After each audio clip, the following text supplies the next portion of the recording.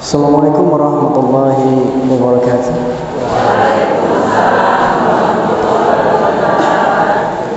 Alhamdulillahi rabbil alamin. Rabbi shrah li sadri wa yassir li amri wahlul 'uqdatam min lisani yafqahu qawli. Raditu billahi rabba wa bil islam dinan wa muhammadin nabiy wa rasulih. Allahumma salli wa sallim wa barik ala sayyidina Muhammadin wa ala ali sayyidina Muhammad.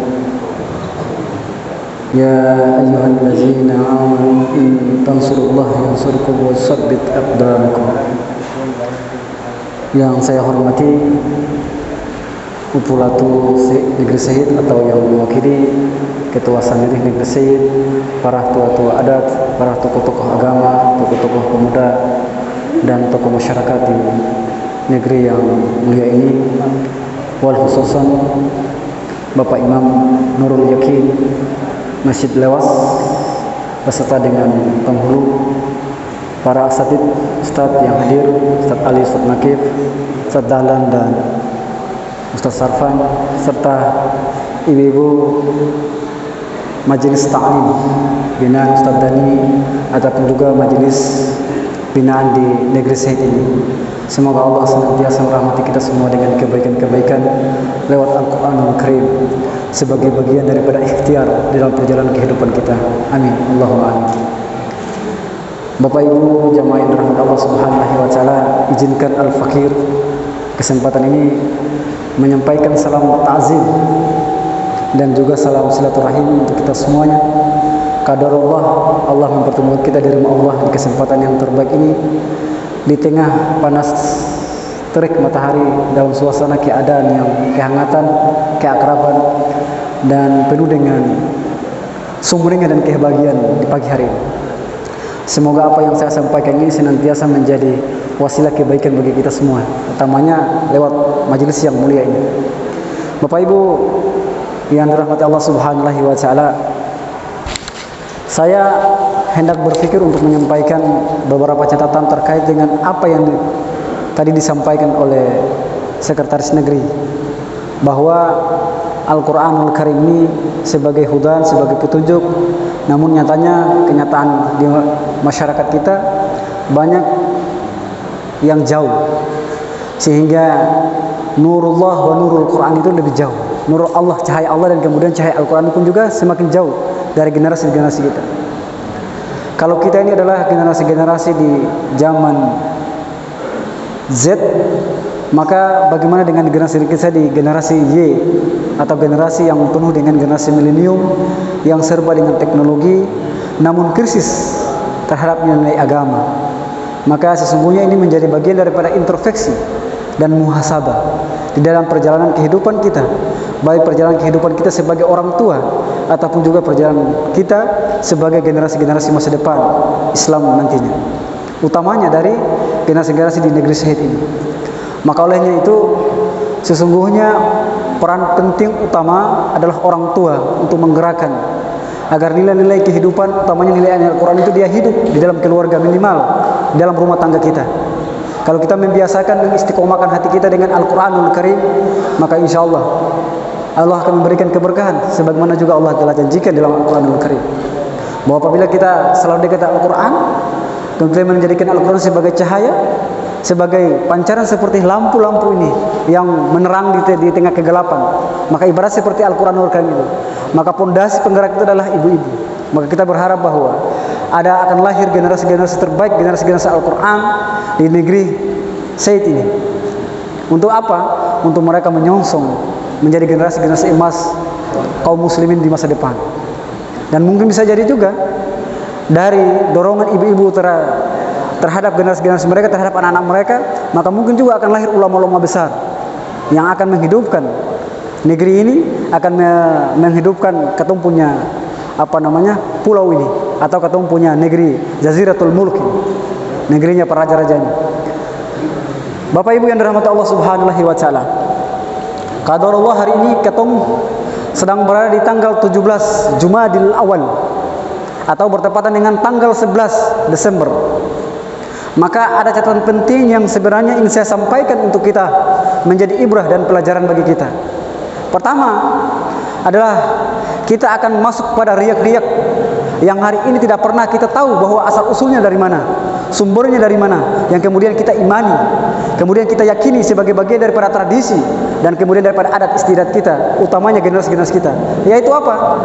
Kita mencoba untuk mensinkretiskan, mencampur adakan antara nilai-nilai agama dan nilai kebudayaan.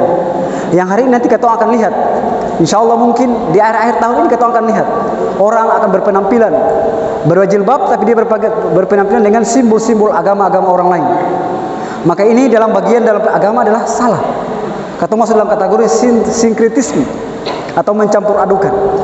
Atau dalam bahasa Nabi SAW beliau menyampaikan bahwa man tasabbaha biqaumin fahuwa minhum.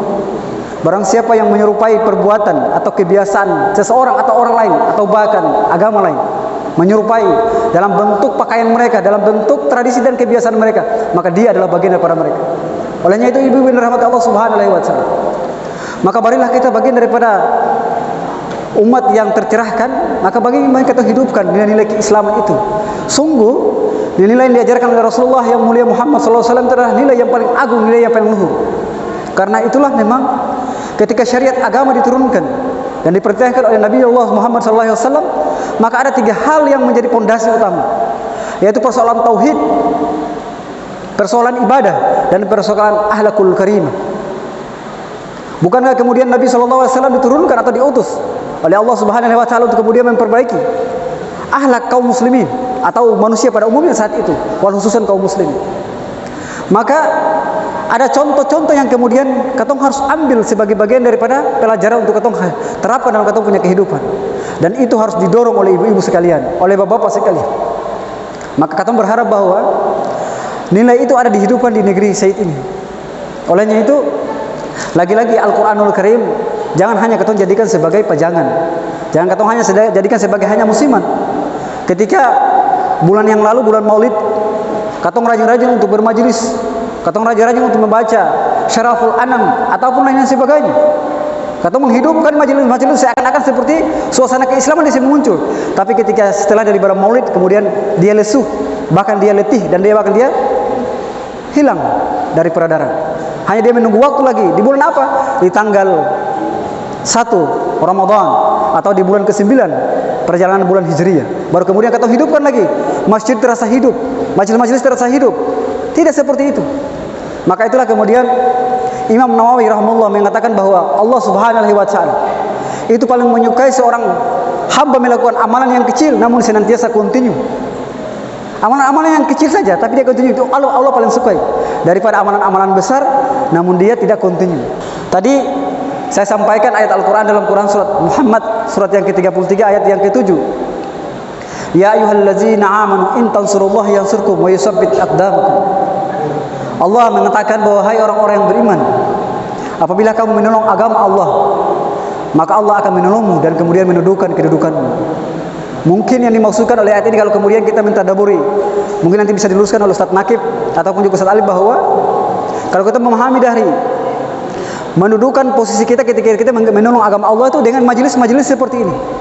Karena inilah kemudian kata menghidupkan nilai-nilai panji-panji agama itu dengan lewat majelis-majelis ini.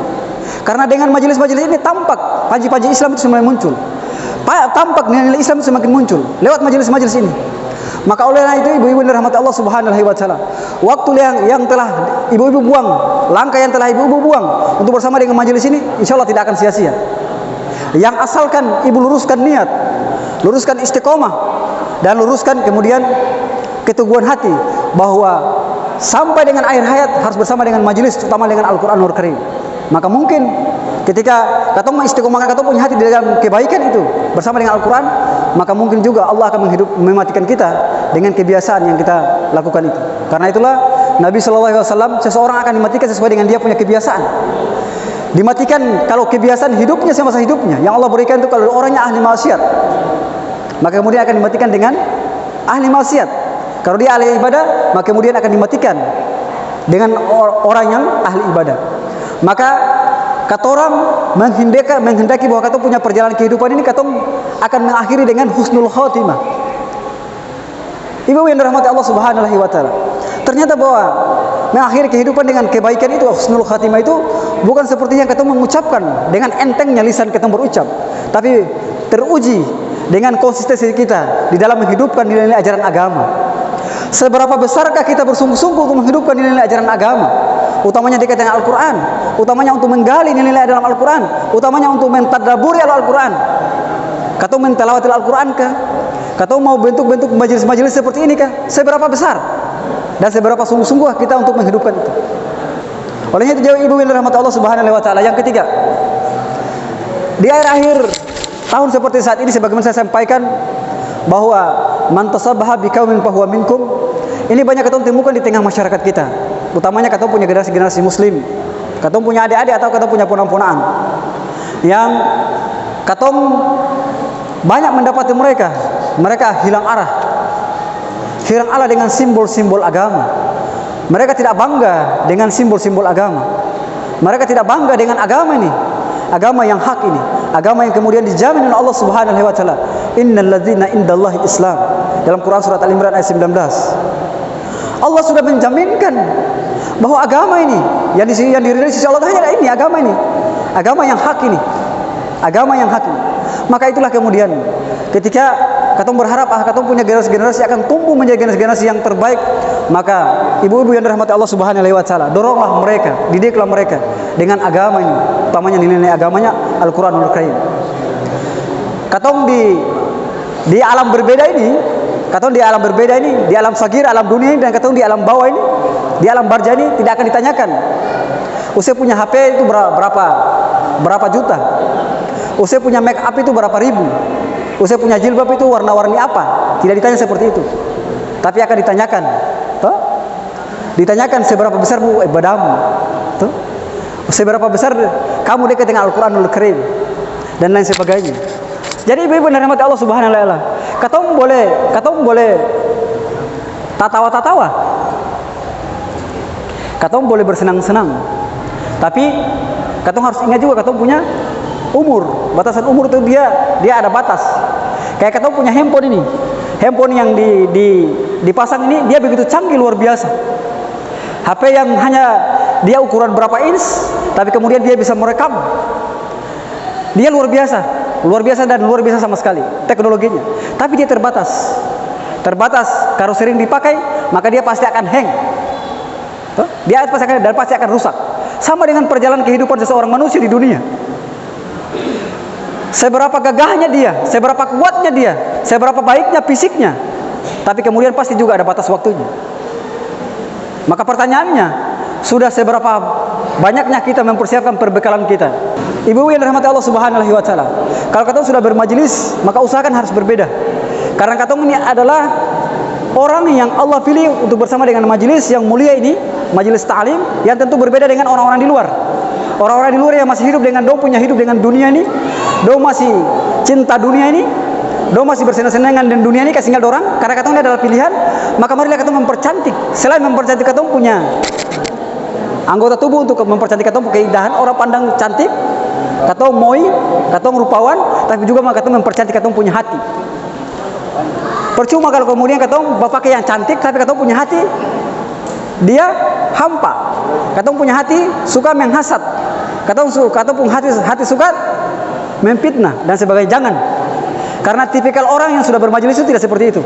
Orang yang bermajelis itu adalah harus betul-betul membersihkan baik zahirnya maupun batinnya, supaya betul-betul katong menjadi orang-orang yang insan kamil. Betul-betul orang-orang yang insan kamil. Maka itu ibu yang dirahmati Allah Subhanahu wa taala, katong harus membersihkan katong punya diri betul-betul dengan Al-Qur'anul Karim. Semoga Al-Qur'an itu juga sebagai air seperti yang katong minum, supaya dia membersihkan katong punya jasad, supaya dia lebih sebagai lembut. Dan itu semoga apa yang saya sampaikan ini sebagai bagian dari pelajaran dan menjadi ibrah untuk katong senantiasa untuk saling mengingatkan. Wa tawassaw bil haqqi wa tawassaw bis sabr. Demikian saya cukupkan, dan mungkin akan bisa diteruskan oleh asatidz kita dengan tambahan ilmu bagi kita sekalian. Demikian, saya mohon maaf bila ada kata-kata yang berkenan. Bapak Imam, Bapak Sekretaris, dan ibu-ibu jamaah sekalian, saya ucapkan billahi taufiq hidayah. Wassalamualaikum warahmatullahi wabarakatuh.